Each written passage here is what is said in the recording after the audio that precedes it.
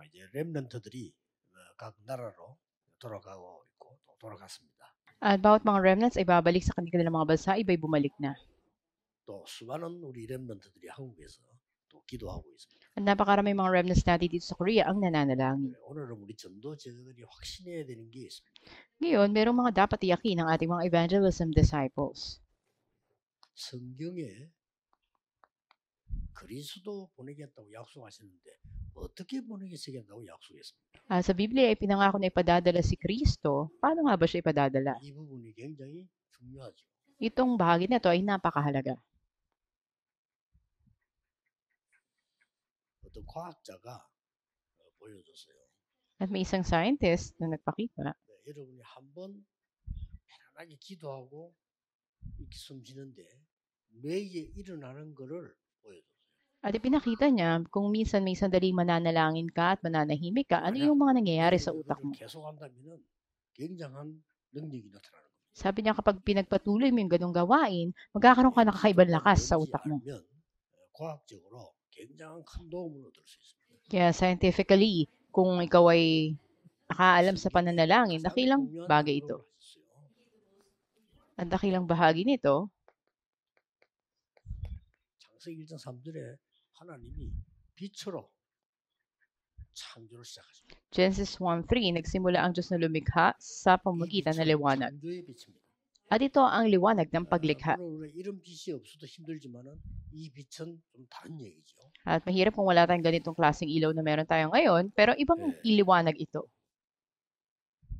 이 빛은 그냥 빛이 아니고 Hindi lang ito basta liwanag. 이사야 60장 1절 2절에는 영광의 빛이다. Sa Isaiah 61:2, ito ay liwanag ng kaluwalhatian. Kaya sinabi doon, tumindig at magliwanag. 요한복음 1장 11절에는 하나님이 예수 그리스도가 빛으로 오셨다. At sa John 1:11 naman, si Yesu Cristo dumating bilang liwanag.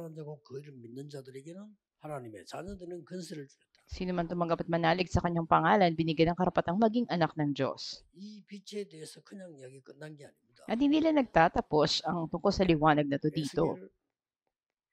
37장 1절 11절에는 생기를 불어넣어라. Sa Ezekiel 37:1-11, sinabi na hingahan niya ang mga ito. 2장 7절에는 하나님이 우리에게 생기를 불어넣었다. At sa Genesis 2:7, ang Diyos hiningahan ang tao. 요한복음 20장 22절에 예수님께서 숨을 내쉬며 성령을 받아라. Sa John 20:22, sinabi ng Panginoong Jesus na tanggapin ninyo ang pag-ihip ng banal na Espiritu. 중요한 응답이 되는 거죠. At napakahalagang kasagutan ang nakapaloob dito. 그래서 이사야 62장 6절 12절에 너희를 파수꾼으로 세웠다. Kaya sa Isaiah chapter 62, verse 6-12, kayo itinalaga bilang mga watchman. 에스겔 3장 18절 20절에는 너희를 알릴 수 있는 파수꾼으로 세웠다. Sa Ezekiel chapter 3, 18-20, kayo tinalaga bilang mga watchman na magpapaalam nito. 마태복음 5장 16절에는 너희는 세상의 빛이다. Sa Mateo chapter 5, 13-16, kayo ay mga liwanag sa sanlibutan. 베드로서 2장 9절에는 이 빛을 선전하기 위해 불렀다. Sa unang Pedro 2:9, kayo naman ay tinawag para ihayag ang liwanag na to. 흑암이 무너지는 겁니다. Sa iyong pagliliwanag, ang kapangyarihan ng kadiliman ay mawawasak. 기도하고 있는 시간에는 각 지역에 하나님의 나라도 임하지만은 흑암 세력들이 무너진다. Sa inyong pananalangin, ang kaharian ng Diyos ay darating sa kanya-kanyang mga lugar at mawawasak ang kapangyarihan ng 왜 kadiliman. 이걸 알아야 되느냐? Bakit kailangan nating malaman ito? 이유입니다. May dahilan. 렘넌트는 꼭 알고 진행해야 됩니다. Mga remnants dapat alam nila ito at magpatuloy 지금 sila. 전 세계를 장악하고 있는 것은 3단체, 모슬렘, 유대인이 장악하고 있습니다. Ang may kontrol o impluwensya sa buong mundo ngayon ay ang tatlong organisasyon at ang mga Hudyo. 지금 네피림이 완전히 세계를 장악했습니다. Ganap na ang Nephilim ang may kontrol sa buong mundo ngayon. 각 종교단체들이 이 많은 흑암 세력을 장악하고 있습니다. Bawat mga relihiyosong organisasyon ngayon ay may kontrol sa kapangyarihan ng 이걸 kadiliman. 여러분이 알아야 되겠죠. Ito yung mga bagay na dapat malaman ninyo. 그냥이 아닌 네필림 이 말은 위에서 떨어진다는 뜻입니다. Ang kahulugan ng salitang Nephilim ay nahulog mula sa itaas. 쉽게 말하면 우리나라 말 같으면 뭐 무당들, 귀신 들린 사람들 이런 사람들이 네필립. Sa madaling salita, sa Korea, katulad ng mga shamans o ng mga inaalihan ng masamang spirito. 미국, 유럽에는 3단체가 이걸 하고 있습니다. At sa Amerika naman, ito yung ginagawa ng tatlong malalaking organisasyon. 명상이라고 만들어가지고 하고 있습니다. At ang sinasagawa nila yung Transcendental Meditation. 전 세계상 했는데 완전히 지금요 능력을 나타내. Sa pamamagitan nito, kinokontrol nila ang buong mundo at meron silang kapangyarihan. 우리가 성령 충만이 뭔지 모르니까 악령 충만해가지고 세계를 장악하는 반대 증거를 보이고. Dahil hindi natin alam ang kapuspusan na banal ng spirito, kabaliktaran yung ginagawa ng mga to, puspos ng masamang spirito. 예, 렘넌트가 한 명만 나와도 앞으로 이기는 겁니다. Kaya kahit na isang remnant lang ang tumindig, sa kinabukasan, magtatagumpay. 주로 이 네피림 운동을 이 뉴 에이지가 하고 있습니다. Ang Nephilim movement na ito ay ginagawa ngayon ng New 그리고 Age 이제 movement 이 프리메이슨들이 하고 있고요. ng mga Freemasons 이 주로 이제 또 이렇게 유대인들이 하고 있습니다. at ng mga Hudyo. 물론 모슬림도 하고 있고. Maging mga Muslim ay ginagawa rin ito. 이빌 게이츠 같은 인물이 여기서 나오고. At dito nagmula ang isang individual katulad ni 이제 Bill 한명 Gates. 나오더니 전 세계를 바꿔. Sa pamamagitan ng isang tao na bago ang buong mundo. 타지요. 우리 렘넌트 가운데 이 기도할 수 있는 렘넌트가 나오면 그들을 능히 이겨도 남죠. Kaya kung sa ating mga remnants, meron lang isa na makaranas at makaalam ng pananalangin, ay magkakaroon ng dakilang 준비만 하면 돼요. kalakasan. Kaya ngayon, ang kailangan lang gawin ay maghanda. 지금 준비하는 때입니다. Ngayon ay maghanda. 그래서 준비도 간단합니다. At napakasimple din ang paghahanda na to. 렘넌트는 하루에 5분 이상만 집중해도 돼요. Ang mga remnants, kahit na sa isang araw, may 5 minutes lang kayo ng konsentrasyon. 집중이 대단한 거거든요. Ito'y napakalaga. 그리고 여러분들이 이 기도 계속하면 Kapag pinagpatuloy nyo ang pananalangin, anong mangyayari? 편집 설계 디자인이 나오게 돼 있습니다. Mangyayari ngayon ang inyong pag-edit, pagpaplano, at pagdidesign. Ito yung tatlong 이게 settings. 나오게 돼 있습니다. 그리고 여러분 가는 곳마다 이제 중요한 응답을 먼저 가지고 와요. Asaman kayo pumunta, una, meron na kayong mahalagang sagot. 물론 가서 응답받지만은 답은 먼저 가지고 가요. At hindi lang pagpunta mo doon, tatanggap ka ng sagot, meron ka ng dalang sagot pagpunta mo sa isang lugar. Ito yung 그러고 tatlong kasagutan. 이유도 알았고 준비해야 될 거 알았지만은 기준이 있습니다. At alam mo na yung dahilan, paghahanda. Pangatlo, ano ba yung pinaka-standard nito o pamantayan nito? 하늘 보호자의 능력이 여러분의 플랫폼이 된다. Ang kapangyarihan ng trono ng kalangitan, ito yung magiging 그러니까 platform mo. 다른 사람에게 빛을 비추는 파수망대가 되는 거죠. Kaya ikaw yung magiging watchtower na magliliwanag sa iba. 세계와 영적 소통이 일어나는 안테나가 되는 거죠. Ikaw yung magiging antena na magdadala ng spiritual na komunikasyon sa 이게 buong mundo. 기준입니다. Ito yung 이걸 pinakapamantayan. 알고 있는 사람을 보고 파수꾼이라고 합니다. At makikita natin na ang nagtataglay ng ito ang tinatawag na isang watchman. 이게 되는 겁니다. Dapat maranasan ito ng mga remnants. 자, 그러면 여러분들은 지금부터가 깨달아야 될 부분이 뭡니까? Kaya mula ngayon, ano yung bahagi na dapat ninyong 우리 maunawaan? 어른들과 모든 렘넌트들은 이 시대에 진짜로 보여줄 것이 뭐냐? Sa ating mga nakatatanda, sa panahon na ito, ano yung dapat ipakita nyo sa mga 그리고 remnants? 가질 것은 뭐냐? Ano yung mga bagay na dapat taglayin 그리고 ninyo? 우리 렘넌트들이 이 할 중에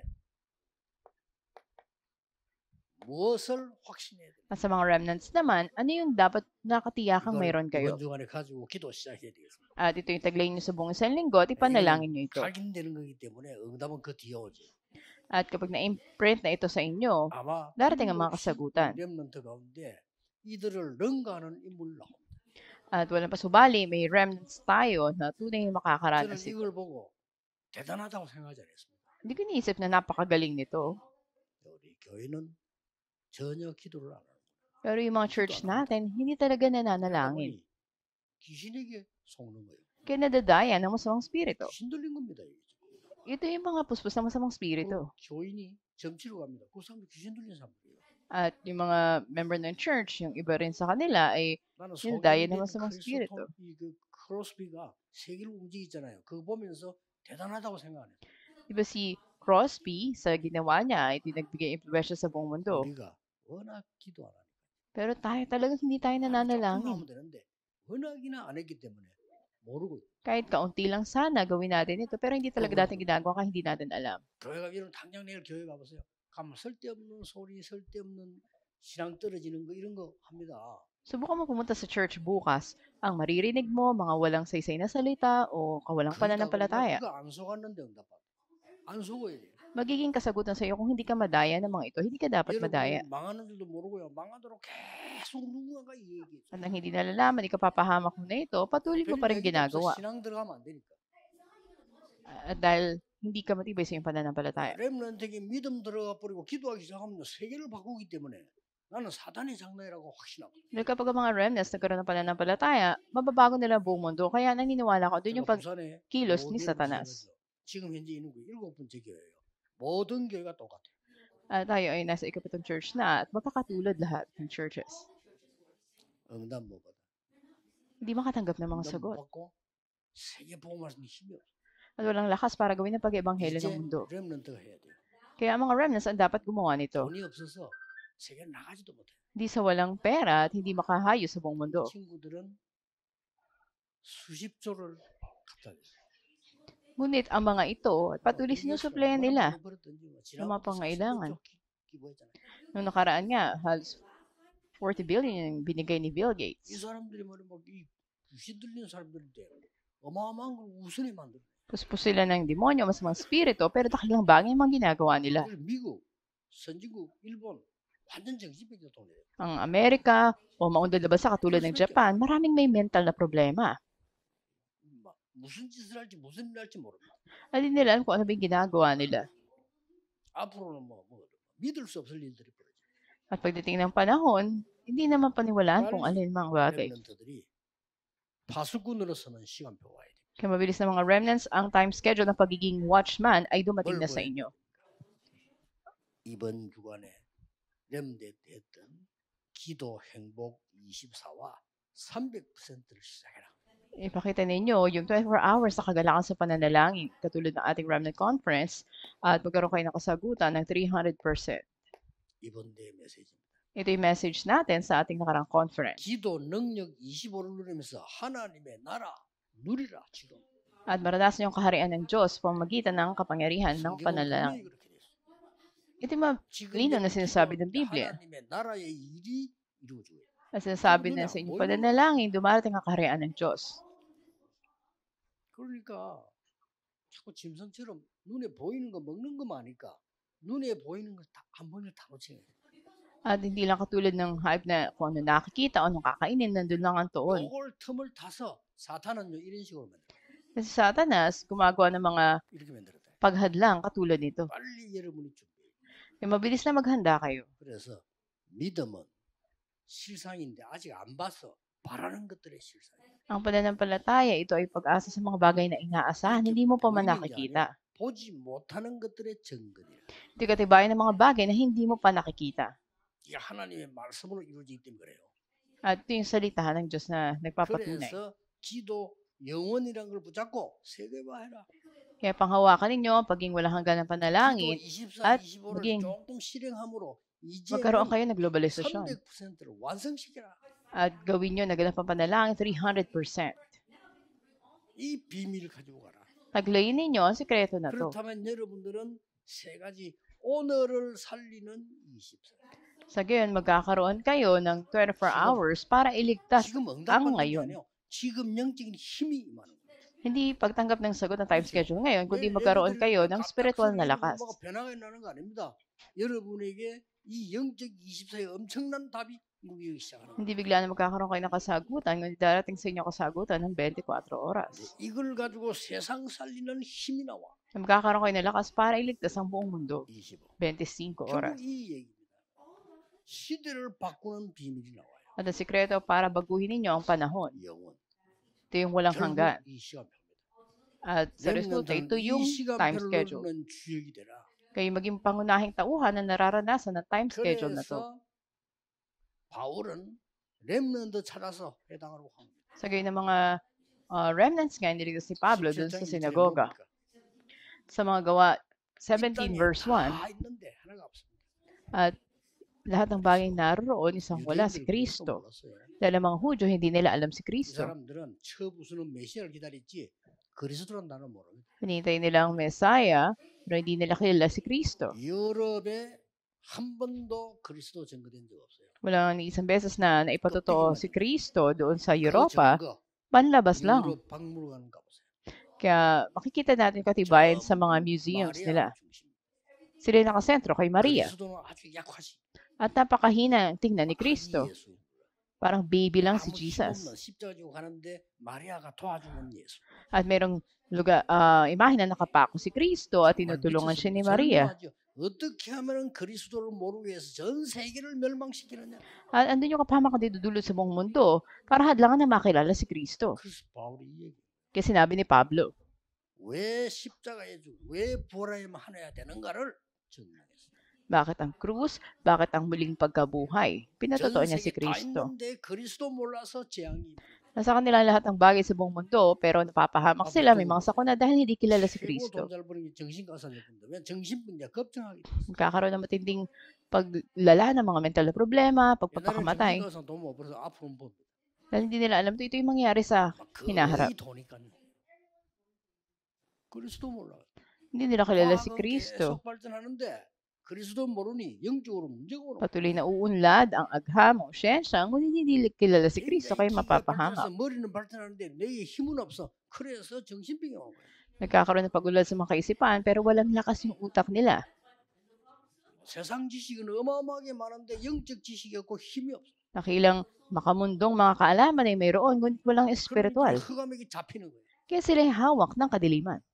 그 얘기를 바울이. Ito yung sinabi ni Pablo. 그래서 이 지금 예배와 기도가 뭔지를 Sa mga gawa 18 verse 4, dapat na malaman na ano ba ang pagsamba at panalangin. 영적 세계 움직이기 때문에 자꾸 우리는 불신자처럼 보이는 거 하려고 하다가 다 놓치는 거예요. Sa inyong pagsamba ay pinakikilos nito ang spiritual na daigdig. Pero dahil nadadaya kayo ng mga bagay na nakikita ninyo, nahadlangan ito. Hindi nyo alam paano maghintay, kaya hindi kayo naghihintay. Maghintay kayo. 이 축복을 이걸 메시지를 누리면서 기다리라. Habang nararanasan nyo yung mensahe na to, maghintay kayo. 렘넌트는 학업 걱정하지 말고 이 누리면서 이 시간표를 보고 기다리라. Mga remnants, huwag kayong mag-alala sa pag-aaral ninyo. Tignan ninyo yung time schedule na to at maghintay kayo. 그러면 반드시 하나님 나라 임하게 돼 있어요. At tiyak na darating ang kaharian ng 이게 Diyos. 진짜 응답이에요. 19 verse 8 na mga gawa. Ito yung pinaka-pamantay ng mga 여러분 sagot. 가는 데는 반드시 여러분을 뒤흔드는 거 나올 겁니다. Asaman kayo pumunta, mayroong mga darating. 확신 가져야 돼요. Dapat meron kayong katiyakan. 예수 그리스도를 구주로 영접한 자는 구원받은 것입니다. Sino man tumanggap sa Panginoon si Kristo, tumanggap ng kaligtasan. 고린도서 12장 3절에 누구든지 성령이 아니고는 그리스도를 주라 시인할 수 없다. At makita natin sa 1 Corinto 2:3, kung hindi sa Panginoon Espiritu, wala makapagsasabi na si Jesus ay Panginoon. 눌려 살도록. At yung iba ay patuloy na pinahihirapan sa kanilang buhay. 눌려 살도록. Patuloy na pinahihirapan. 우리 깨끗하고 바르게 살아야 되는데 눌리게 살도록. Dapat na inam na mabuhay, pero patuloy na napahihirapan. Andun yung mga sakuna. 여러분을 모든 재앙에서 해방신 사죄의 확신. At meron na kayong katiyakan na kayo ay pinatawad na, pinalaya na kayo sa lahat ng inyong mga sakuna. At dumating nga ang Panginoon sa Marcos 10:45 bilang siya yung tumubos sa atin. At sa ikatlo, ang panalangin. Sagot sa panalangin, ito'y napakahalaga. Hindi na kailangan ng marami pong mga iba't ibang gagawin. Manalangin sa pangalan ng Panginoon Kristo. At lahat ng nilikha ay magpapasakop sa Kanya.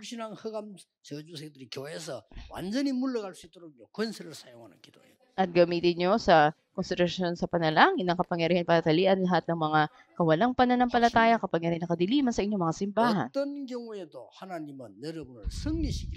Dahil sa anumang sitwasyon, papagtagumpayin kayo ng Diyos. At sa unang Korinto 10:13,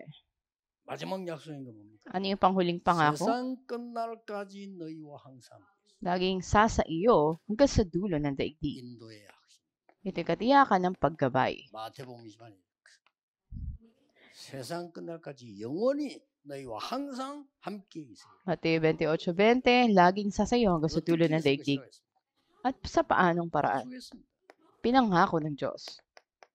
보혜사 성령을 너희에게 보내사 영원토록 Juan 14:16, papadala sa inyo ang mga aliw ng Espiritu, magpawala hanggan sa inyo. Ganun din naman sa 보혜사 성령을 보내는데 14:20, 모든 것을 가르치고 sa siya ang magtuturo sa inyo 말한 것 ng lahat ng bagay. 생각나요. Ipaalala niya ang mga bagay na natutunan ninyo. Ito ang pananalangin. 이 맛을 하나도 못 보고 기독교인이 사니까 어려운 거요. Pero nahirapan kayo kasi hindi nyo alam ang mga ito o hindi nyo 정말 pinananalang. 어려운 거요. Mahirap ang pag-ebanghelyo 가장 쉬워야 되는데 na dapat ito yung pinakamadali. Dapat na baguhin nyo to. 이래가지고 말이죠 막 불신자 방법으로 신앙생활 막 하려 하니까 밥 먹기도 힘들다. Mahirapan kayo maging sa ikabubuhay ninyo kasi gusto nyong mamuhay bilang mananampalataya sa paraan ng hindi mananampalataya. 야뭐 16장 13절에 뭐라고 돼 있어? Ano naman sinasabi sa Juan 16:13? 진리의 영이 오시면 모든 진리 가운데로 장래일을 너희에게 말하리라.